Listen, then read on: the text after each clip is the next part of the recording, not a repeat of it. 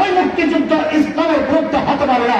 আজও ইতিহাসের সাক্ষী আপনারা যারা দেখেন, আগারগাঁয়ে মুক্তিযুদ্ধ জাদুঘরে রাজাকারদের ছবি টানানো আছে, সেখানে অধিকাংশ রাজাকারের মুখে দাড়ি নাই, মাথায় টুপি নাই।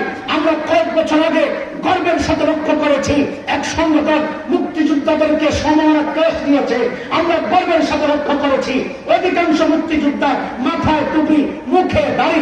তাইলে আমাদের জানতে চাওয়া এরা